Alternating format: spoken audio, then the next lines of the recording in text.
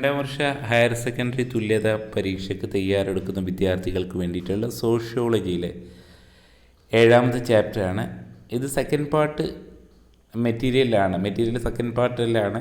അതിൽ 1ാമത്തെ പാഠം അഥവാ സോഷ്യോളജിയിലെ 7ാമത്തെ പാഠമാണ്. സ്ട്രക്ചറൽ ചേഞ്ചസ്, ഘടനാപരമായ മാറ്റം എന്നാണ് പാഠത്തിൻ്റെ പേര്. അപ്പോൾ ഇന്ത്യൻ സമൂഹത്തിൽ വന്നിട്ടുള്ള ഘടനാപരമായിട്ടുള്ള മാറ്റങ്ങൾ എന്തൊക്കെയാണ് ഇതിൽ പ്രധാനമായിട്ടുള്ളത്. കൊളോണിയൽ കാലഘട്ടത്തിൽ മുതലാളിത്ത സമ്പദ് വ്യവസ്ഥ, സ്വാതന്ത്ര്യാനന്തരം ഒക്കെ എന്തൊക്കെയാണ് ഘടനാനന്തര മാറ്റങ്ങൾ വന്നിട്ടുള്ളത് എന്നാണ് നമ്മളിതിൽ നോക്കുന്നത്. അപ്പോൾ ഇതിൽ ഏറ്റവും സിമ്പിളായിട്ട് നമ്മൾ പഠിക്കുന്ന പ്രീവിയസ് ഇയർ ക്വസ്റ്റ്യൻ പേപ്പറിലൊക്കെ വന്നിട്ടുള്ള ചോദ്യങ്ങൾ വെച്ചിട്ടാണ് നമ്മൾ ഇതുവരെ സോഷ്യോളജി നമ്മൾ പഠിച്ചിട്ടുള്ളത്. അപ്പോൾ അതിനനുസരിച്ച് നമുക്ക് എന്ത് ചെയ്യാം, ക്വസ്റ്റ്യൻസ് പേപ്പറിൻ്റെയും അതുപോലെ തന്നെ സ്റ്റഡി നോട്ടിൻ്റെയും ഒക്കെ സഹായത്തോടാണ് നമ്മൾ പഠിക്കുന്നത്.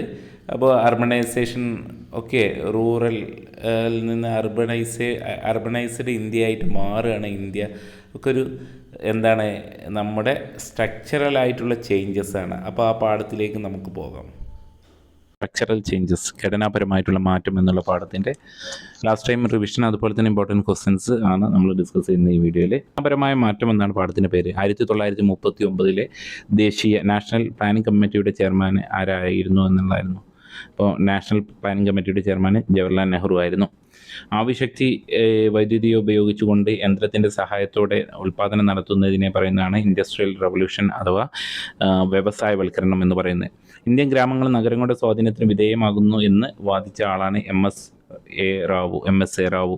ദെൻ ആധുനിക ഇന്ത്യ പടുത്തുയർത്തേണ്ടത് ഭീമാകരമായ ഡാമുകളും പവർ സ്റ്റേഷനുടെയും മുകളിലാണ് എന്ന് അഭിപ്രായപ്പെട്ട ജവഹർലാൽ നെഹ്റുവാണ്. മോഡൽ എക്സാമിന് ഈ ചോദ്യം വന്നതായിരുന്നു.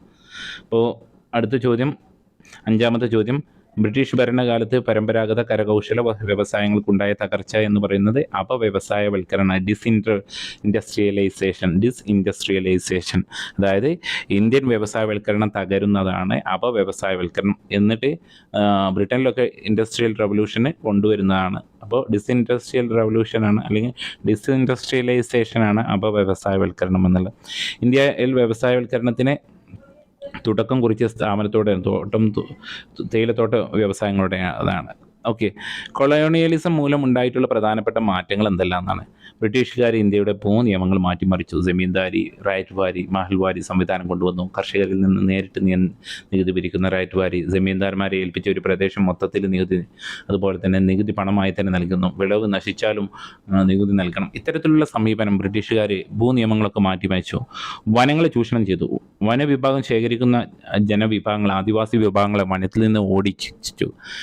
വനവിഭവങ്ങൾ മൊത്തമായിട്ടും ചൂഷണം ചെയ്തിട്ടുള്ളത് ബ്രിട്ടീഷുകാരായിരുന്നു. രാജ്യത്തിനകത്തുമുള്ള പുറത്തുമുള്ള കുടിയേറ്റങ്ങൾ, അതായത് പരമ്പരാഗത കൃഷി രീതികളൊക്കെ നശിച്ചത് മൂലം തന്നെ ആളുകൾ ജോലി തേടി മറ്റുള്ള പ്രദേശങ്ങളിലേക്ക് ഇന്റേണൽ ആയിട്ടുള്ള മൈഗ്രേഷൻസ്, അപ്പോൾ ഗ്രാമങ്ങളിൽ നിന്ന് നഗരങ്ങളിലേക്ക് കുടിയേറ്റങ്ങൾ ഉണ്ടായി എന്നുള്ളതാണ്. അതുപോലെ തന്നെ പാശ്ചാത്യ വിദ്യാഭ്യാസത്തിൻ്റെ സ്വാധീനം ഇന്ത്യയിൽ ഉണ്ടായി എന്നുള്ളതാണ്. 8ാമത്തെ ചോദ്യം, മുതലാളിത്തത്തിൻ്റെ അടിസ്ഥാന സവിശേഷതകൾ എന്തെല്ലാം എന്നുള്ളതാണ്.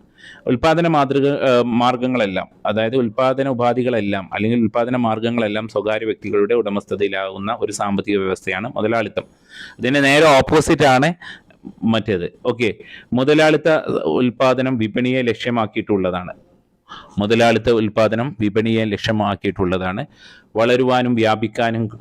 വളരുവാനും അതുപോലെ തന്നെ വ്യാപിക്കാനുമുള്ള കഴിവ്, ഊർജ്ജസ്വലതയും മുതലാളിത്തത്തിനുണ്ട്. മുതലാളിത്തം ആഗോള പ്രതിഭാസമാണ്, എല്ലായിടത്തും ഉണ്ട് എന്നുള്ളതാണ്. എന്താണ് വ്യവസായവൽക്കരണം എന്ന് പറഞ്ഞാൽ, നമ്മൾ നേരത്തെ പറഞ്ഞു, ആവിശക്തിയോ അതുപോലെ തന്നെ വൈദ്യുതിയോ ഉപയോഗിച്ചുകൊണ്ട് യന്ത്രങ്ങളുടെ സഹായത്തോടു കൂടി ഉൽപ്പാദനം നടത്തുന്ന അതിനെയാണ് നമ്മൾ വ്യവസായവൽക്കരണം എന്ന് പറഞ്ഞു. അപ്പോൾ എന്താണ് നഗരവൽക്കരണം? ഓക്കെ, അർബണൈസേഷൻ എന്ന് പറഞ്ഞാൽ എന്താണ് എന്ന് പറഞ്ഞാൽ, ജനങ്ങൾ തൊഴിൽ തേടി ഗ്രാമങ്ങളിൽ നിന്ന് നഗരങ്ങളിലേക്ക് കുടിയേറുന്നതിനെയാണ് നമ്മൾ നഗരവൽക്കരണം, അർബണൈസേഷൻ എന്ന് പറയുന്നത്. ഡിസ്ഇൻഡസ്ട്രിയലൈസേഷൻ, നമ്മൾ ഇൻഡസ്ട്രിയൽ അപവ്യവസായവൽക്കരണം നേരത്തെ പറഞ്ഞതുപോലെ ബ്രിട്ടീഷ് ഭരണകാലത്ത് ഇന്ത്യയിലെ പരമ്പരാഗത കരകൗശല വ്യവസായങ്ങൾക്ക് ഉണ്ടായിട്ടുള്ള തകർച്ചയെ അപവ്യവസായവൽക്കരണം എന്ന് പറയുന്നു. ദെൻ ഇന്ത്യൻ ഗ്രാമങ്ങൾക്ക് മേലുള്ള നഗര സ്വാധീനത്തിൻ്റെ 3 രീതികളെക്കുറിച്ച് എം എസ് എ റാവുവിൻ്റെ അഭിപ്രായം എന്താണ് എന്നാണ്. അപ്പോൾ എം എസ് എ റാവു ആണ് ഇന്ത്യൻ ഗ്രാമങ്ങൾക്ക് മേലുള്ള നഗരങ്ങളുടെ സ്വാധീനം. ഗ്രാമങ്ങളിലെ ജനങ്ങൾ തൊഴിൽ അന്വേഷിച്ച് നഗരങ്ങളിലേക്ക് പോകുന്നു, മൈഗ്രേഷൻ നടക്കുന്നു. വ്യവസായ നഗരങ്ങൾക്കടുത്ത് സ്ഥിതി ചെയ്യുന്ന ഗ്രാമങ്ങൾ നഗരങ്ങളായി മാറുന്നു. അതുപോലെ തന്നെ മെട്രോപൊളിറ്റൻ നഗരങ്ങളുടെ വലിയ നഗരങ്ങളുടെ വളർച്ച, അപ്പോൾ ഇതൊക്കെയാണ് ഈ പാഠത്തിൽ പ്രധാനമായിട്ടും നമുക്ക് ഡിസ്കസ് ചെയ്യാനുള്ളത്. ഇത് മാത്രമാണ് ഇതിലുള്ളത്, മെയിനായിട്ടുള്ള പോയിൻറ്റ്സ് ആണ്. ബാക്കിയുള്ള വീഡിയോയും നിങ്ങൾ കാണണം. ഇതിനു മുമ്പ് ഇതിൻ്റെ ഫുൾ വീഡിയോസ് നമ്മൾ ചെയ്തിട്ടുണ്ട്. ഓക്കെ, അത് പ്ലേലിസ്റ്റിൽ പോയാലും നിങ്ങൾക്ക് കാണാം. സോഷ്യോളജി +2 സോഷ്യോളജി മുഴുവനായിട്ടും ചെയ്തിട്ടുണ്ട്. അപ്പോൾ ഇതിൻ്റെ ലാസ്റ്റ് ടൈം റിവിഷന് വേണ്ടിയിട്ടുള്ള പോയിൻറ്റ്സ് ആണ്. Thank you.